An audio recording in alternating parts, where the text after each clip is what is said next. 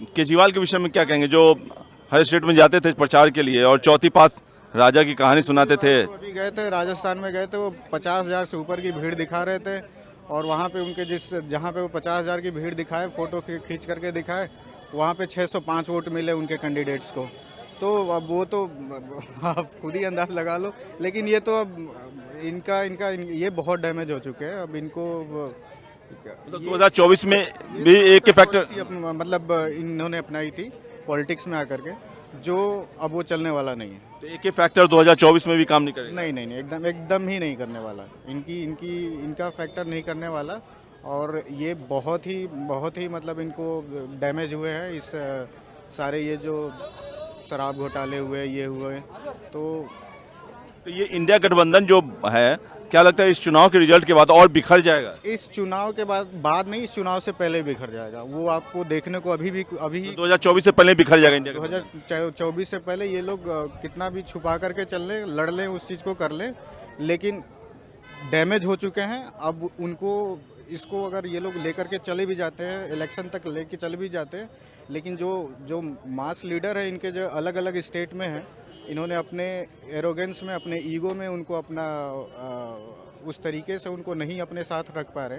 अखिलेश यादव हैं, ममता बनर्जी हैं, नीतीश कुमार है। नीतीश कुमार ने पूरा कैडर खड़ा किया इन चीज़ों को इकट्ठा करने के लिए, उन्हीं को साइडलाइन कर दिए, वो कर दिए। तो फिर वो चीज़ नहीं है वैसे। मतलब सेमीफाइनल जैसे एक तरफा रहा, फाइनल भी एक तरफा रहने वाला है? फाइनल सेमीफाइनल से पहले भी फाइनल पक्का था, और ये तो मतलब इससे तो ऑलरेडी कंफर्म हो गया।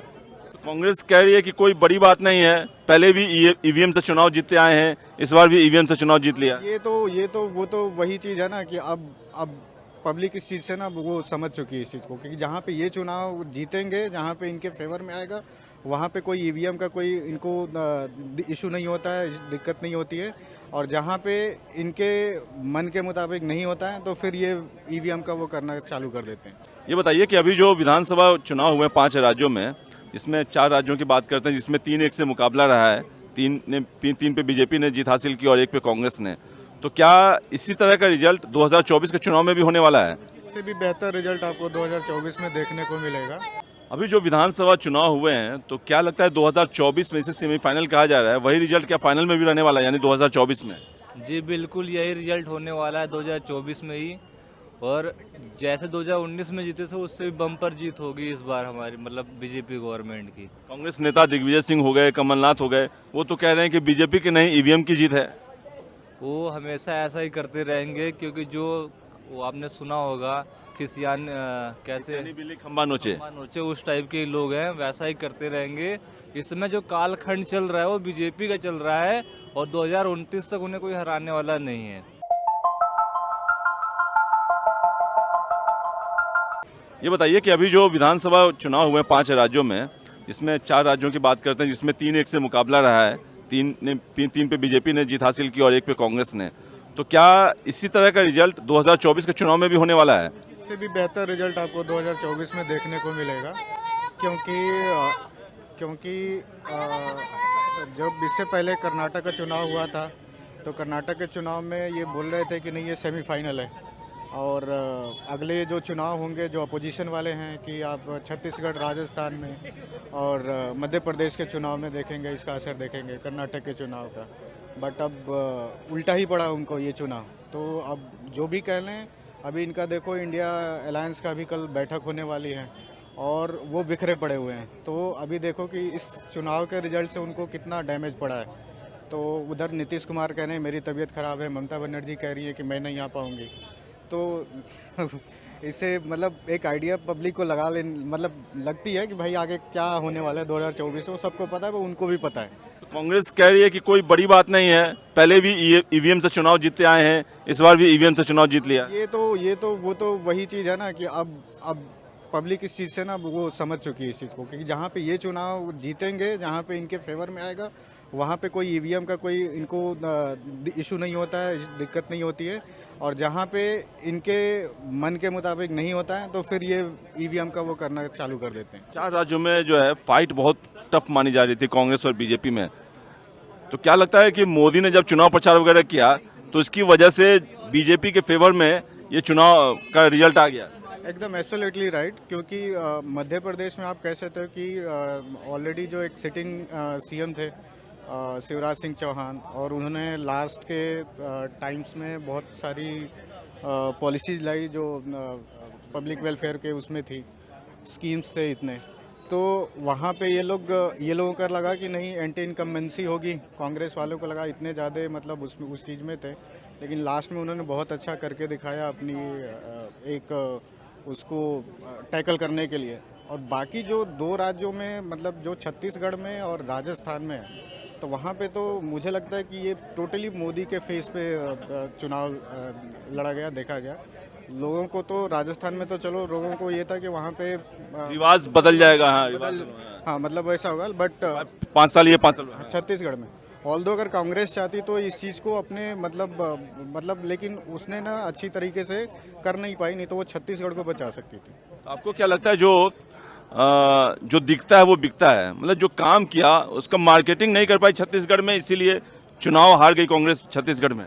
नहीं, ये लोगों का मतलब टू फेस ये करते हैं ना, मतलब एक तो ये ओवर कॉन्फिडेंस रहा है क्या? ओवर कॉन्फिडेंस हो जाते हैं, और इलेक्शन जीतने के लिए आपको डिलीवरी देनी पड़ेगी। तो मोदी एक फेस है, वो सेंट्रल फेस है, तो आपको सेंट्रल फेस के अलावा भी अगर वो आकर के अगर आपके स्टेट में अगर वो अपनी पैठ बनाता है, वो करता है, आप लोकल लीडरशिप होकर के अपना प्रभाव नहीं दे पा रहे हो, तो मतलब ये कांग्रेस के लिए बहुत बड़ी वो चीज़ है ना, बैकफुट पे आने के लिए बहुत बड़ा मतलब उसके लिए ड्रॉबैक है इस चीज़ के लिए। इनके जो भी इनके लीडर्स हैं, जो ऊपर अपर लीडर्स हैं, अब रादर की इनको अभी मतलब इनको इंट्रोस्पेक्ट करना चाहिए अपनी कि भाई क्या कमी है, कहाँ पे क्या है, लीडरशिप में क्या है, कैसे है, जो लोकल लीडरशिप स्टेट लीडरशिप है उसमें क्या चेंज कर सकते हैं, तो देखना चाहिए, करना चाहिए।